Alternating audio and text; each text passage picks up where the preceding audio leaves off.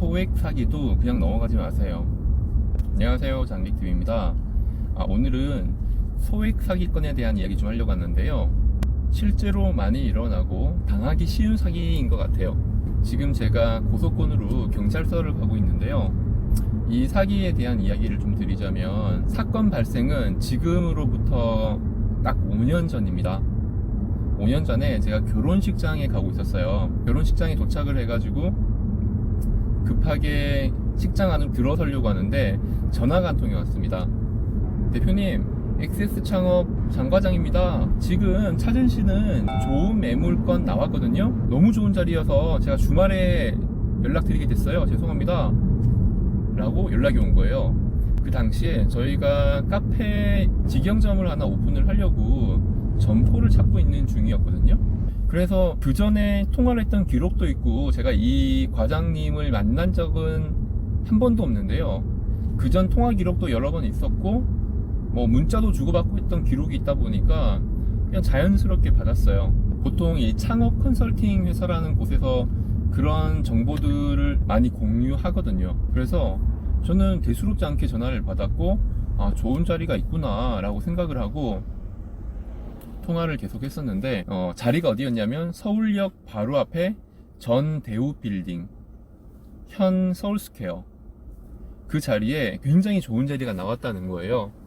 그래서 그 위치는 보통 괜찮은 자리로 보니까 설명을 전부 들었어요. 조건이 굉장히 괜찮더라고요.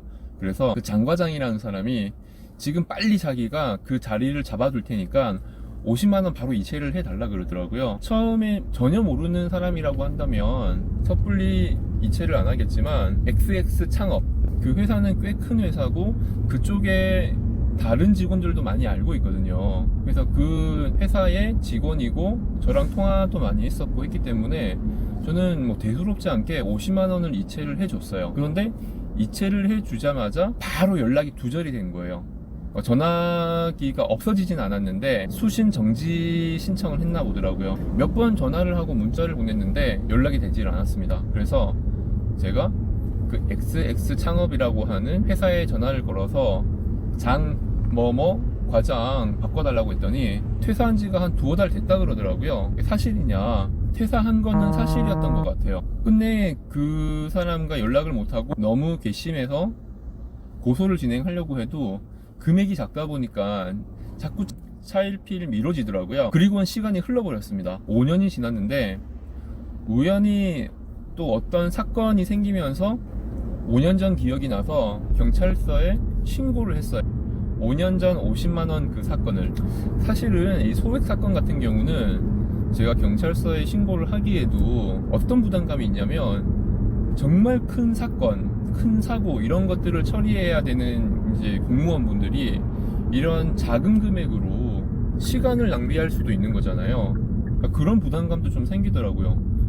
몇백만원, 몇천만원, 몇억 이런 사건들도 많을 텐데 50만원짜리 사건을 처리하느라고 하는 수고는 같을 거 아니겠어요. 그래서 쉽게 이걸 못하겠다고 생각을 했는데, 어떤 다른 사건을 제가 진행을 하면서 이제 하는 김에 같이 해버린 거죠. 수사관도 저한테 물어보더라고요. 아니 5년 동안 안 하셨다가 왜 지금 하시냐고. 5년 동안은 생각을 제대로 못했고요. 5년 지나가지고 하게 됐어요. 그리고 그 수사관이 저한테 그런 얘기를 하더라고요. 이런 경우는 보통은 대포 통장이고 피의자를 특정하기가 쉽지 않을 것 같다.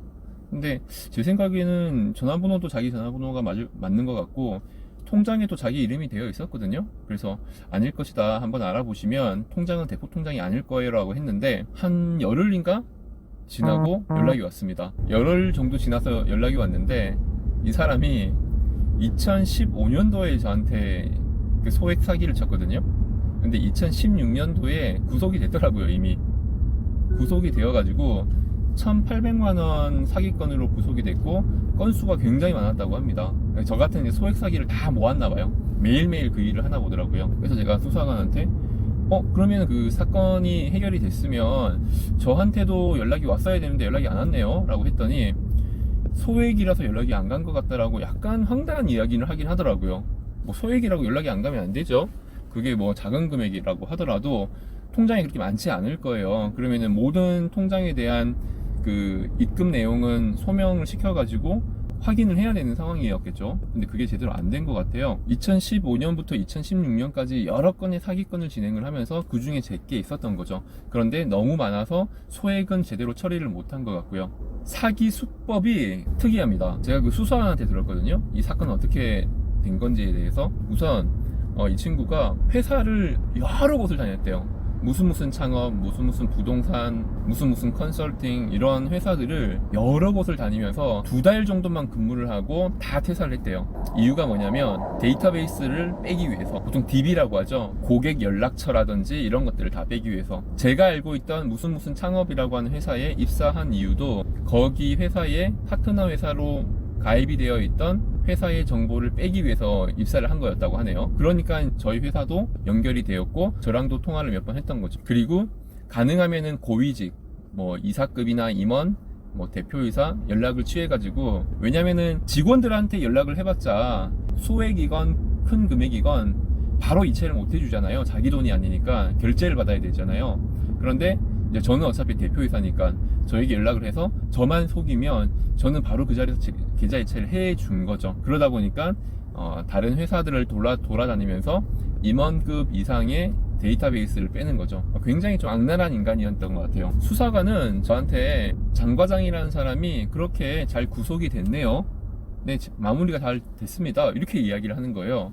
그래서 이 제가 수사관한테 조금 기분이 안 좋았던 건, 저는 제 피해 건으로 사기 사건을 신고를 한 건데 2016년도에 그 벌금을 받은 건지 실형을 산 건지 하여튼 그렇게 처리가 잘 됐다 그러더라고요. 그건 처리가 잘 된 게 아니죠. 왜냐면 저는 신고가 안 됐잖아요. 제가 신고하기 전까지는. 그러니까 1,800만 원 가량의 피해 금액에 대해서는 처벌을 받았겠지만 제 사건에 대해서는 아직 아무도 모르는 상황이기 때문에 처벌을 못 받은 거죠. 그래서 그건 처리가 다 된 게 아니죠. 제 사건에 대해서는 다시 처리를 좀 부탁드리겠습니다라고 하고 다시 신고를 한 겁니다. 공소시효가 10년인가? 그러니까 지금 5년밖에 안 지났잖아요. 물론 후신 공무원들, 경찰관 분들 힘드신 거 많이 알고 있습니다. 저보다도 더 위험한 사건, 더 심각한 사건에 대해서 수사를 해주시는 것도 맞아요. 그런데 또 이런 악의적인 사기꾼들은 이렇게 소액을 모아가지고 처리를 잘 안 해주려고 하는, 신고를 잘 안 하려고 하는 피해자들을 대상으로 사기를 치는 거잖아요.